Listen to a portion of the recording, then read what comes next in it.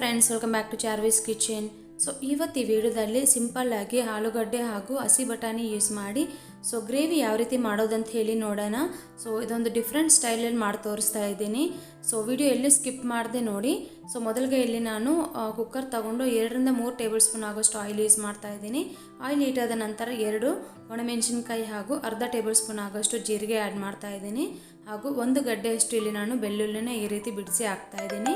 ಹಾಗೂ 1 ಆನಿಯನ್ನ ಈ ರೀತಿ ಉದ್ದುದ್ದಕ್ಕೆ ಕಟ್ ಮಾಡಿ ಹಾಕ್ತಾ ಇದ್ದೀನಿ. ಸೊ ಇದನ್ನೆಲ್ಲ ಹಾಕಿ ಒಂದೆರಡು ನಿಮಿಷ ಈ ರೀತಿ ಹುರ್ಕೊಳ್ಳೋಣ.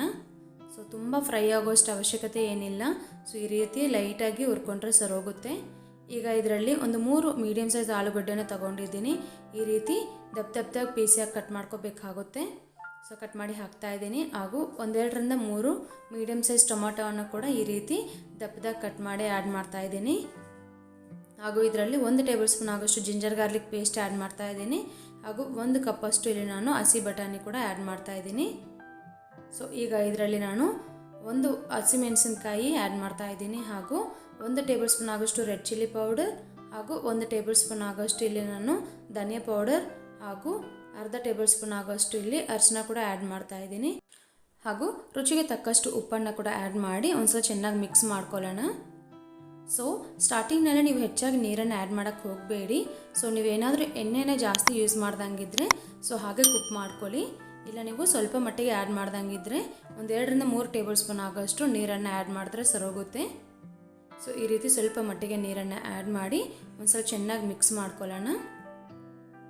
ಸೊ ಈ ರೀತಿ ಮಿಕ್ಸ್ ಮಾಡಿಕೊಂಡು 2-3 ವಿಸಿಲ್ ಬರೋವರೆಗೂ ನಾವು ಇದನ್ನು ಕುಕ್ ಮಾಡ್ಕೋಬೇಕಾಗುತ್ತೆ. ಸೊ 3 ವಿಸಿಲ್ ಕರೆಕ್ಟಾಗಿ ಸರೋಗುತ್ತೆ. ವೆಜಿಟೇಬಲ್ಸ್ ಎಲ್ಲ ಪರ್ಫೆಕ್ಟಾಗಿ ಕುಕ್ ಆಗುತ್ತೆ ನಿಮಗೆ. ಈಗ ನೋಡೋಣ ಬನ್ನಿ. ಇಲ್ಲಿ ನೋಡಿ ಆಲ್ಮೋಸ್ಟ್ ಕುಕ್ ಆಗಿದೆ. ಸೊ ಇನ್ನೊಂದ್ಸಲ ಈ ರೀತಿ ಚೆನ್ನಾಗಿ ಮಿಕ್ಸ್ ಮಾಡಿಕೊಂಡು ಈಗ ಚೆಕ್ ಮಾಡೋಣ. ಸೊ ನೋಡಿ ಇಲ್ಲಿ ನೋಡಿ ಆಲೂಗಡ್ಡೆನ ಒಂದು 80% ನಮಗೆ ಇಲ್ಲಿ ಬೆಂದಿದೆ. ಸೊ ಮತ್ತೆ ಸ್ಟವ್ ಆನ್ ಮಾಡಿಕೊಂಡು 2-3 ನಿಮಿಷದವರೆಗೆ ಹಾಗೆ ಮತ್ತೆ ಬೇಯಿಸ್ಕೋಬೇಕಾಗುತ್ತೆ.